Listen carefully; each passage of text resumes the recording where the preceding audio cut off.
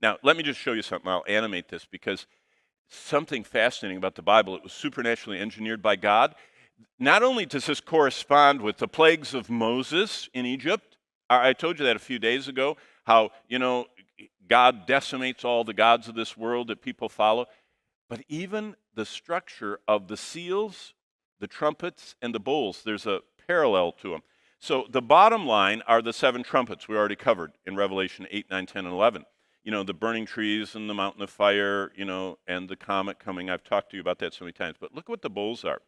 Sores on all the people with the mark of the beast. The sea becomes blood, and all died. Now look at below it. The mountain of fire hit the sea, and only a third died. What you see is God is giving people a sample with the trumpets. I call it the judgments of the thirds. You see in red there. Notice all those were a third, a third, a third of all the green grass, a third of all the creatures in the sea, a third.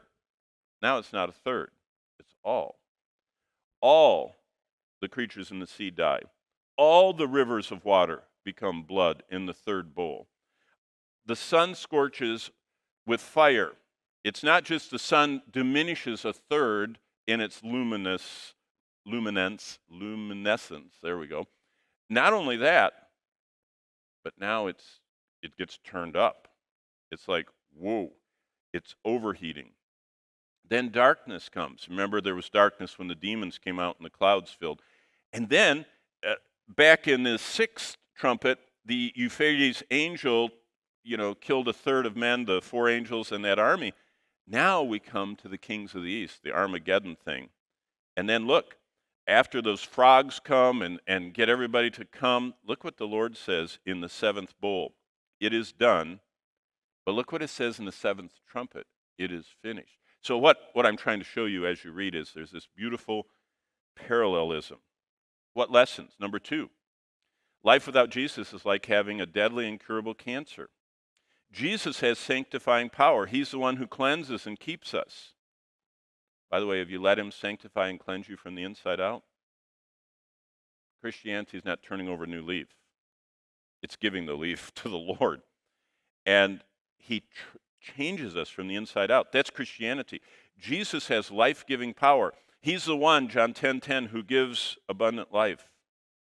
But in these 3 verses, God shows us that if you choose to go through life without Jesus, it's like the worst kind of cancer. Look at Verse 1, I heard a loud voice from the temple saying, go, pour out the bowls. Verse 2, so the first one poured out the bowl, and a foul and loathsome sore came upon all the men who had the mark of the beast and those who worshipped his image. And then the blood like a dead man. It's just illustrating. In fact, Frank Peretti, This Present Evil Darkness World, the guy that wrote all those popular books 20, 30 years ago, he wrote one about this, and everybody that was secretly sinning, they just had this black oozing out. It would ooze out of their clothes. It would ooze out of their sleeves. It was a really gross book to read. But what he was saying is, that's how God sees sinners, oozing the blackness of sin. And that's what happens. Number 1, life without Jesus is like having deadly incurable cancer. Verse 5, only God is eternally self-sufficient and needing nothing. In verse 5, and I heard the angel of the water saying, you are righteous, you're the one who is and who was and who is to be, because you have judged these things. Do you remember I told you? I wrote it down here. This is another reminder of all 25 of our God's attributes declared and illustrated in Revelation. So I got, and I'm going to read it to you here, I grabbed my systematic theology, and notice God is eternal and independent. Those are 2 of the attributes of God.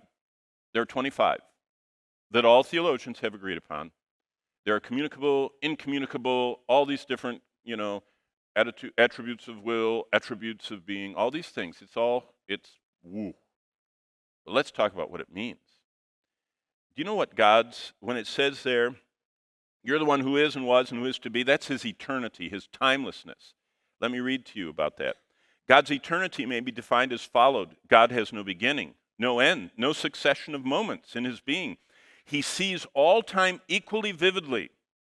Yet God sees these events in time and acts in time. Sometimes this doctrine is called God's infinity with respect to time. So that's interesting. What is the self-sufficient part?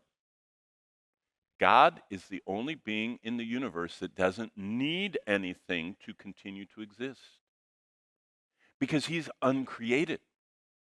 Everything else is from Satan on down, right to us, and right to every infusora, every plant, everything, anywhere on earth, any spirit being in the universe are created. So they need something to keep them alive. You know what it says in Colossians? By him all things consist. You know what it says in Hebrews? He's the God of all spirits. He even keeps spirits alive. You know what he said in Daniel 5? I hold your life's breath to Belshazzar. What God is saying is, I'm the only self-sufficient, independent one. By the way, what does every American that thinks at all about life want to be? They want to be independent. What do all little kids want to be and fight with their parents? They want to be independent. They don't want anybody controlling them or telling them what to do or anything else. We want financial independence. We want every kind of independence. God is the only one that's independent. And people that come to him submit to him. They bow to him. Christians in the New Testament are called his servants. Actually, that's a light translation of the word doulos. Doulos actually means slave. Actually, Christians sign up to be God's slaves. And when you look at the Bible, there's only two things left in Revelation 22, God and his slaves. That's actually what, when you get there, it's bond slaves or bond servants. Because the only people that get to heaven are the ones who are not independent. They bow and they say, I'm a sinner. You died in my place. I have no hope on my own. I ask for your free gift. I cannot keep myself alive. I can't forgive myself. It's very interesting. Revelation is a powerful illustration that God alone is eternally self-sufficient and needing nothing, and we are not self-sufficient, and we need everything, and we need him.